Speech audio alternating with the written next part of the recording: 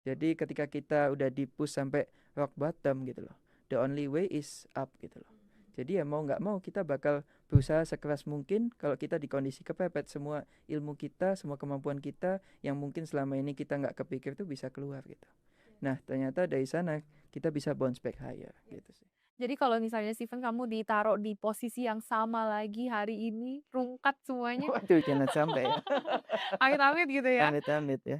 masih bisa bounce back higher lagi. Harusnya bisa karena udah punya kemampuannya, way of thinking, semuanya udah berbeda lah dari zaman itu gitu loh. Udah growing to be better person gitu. Apa sih yang, eee, of course sekarang maksudnya dengan semua yang kita punya ya, kita kayak punya akses ke internet juga, kita bisa punya capability untuk belajar.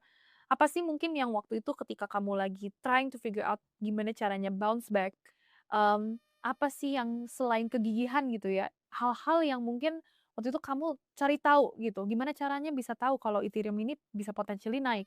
Gimana caranya bisa tahu kalau, ini tuh 4 year cycle dan lain-lain dan Bitcoin itu potentially naik? Karena banyak orang mungkin di sini udah nyari cara tapi bingung gimana cara mulainya dan nggak tahu alfanya tuh apa. Kalau versi yang waktu itu kamu dapetin tuh apa sih, pas lagi kepepet itu? Kalau aku sih ya, mungkin yang paling penting itu conviction ya. Karena gini, conviction itu nggak bisa dibeli tapi dibangun. Jadi kita nggak bisa cuma ikut-ikutan orang gitu loh.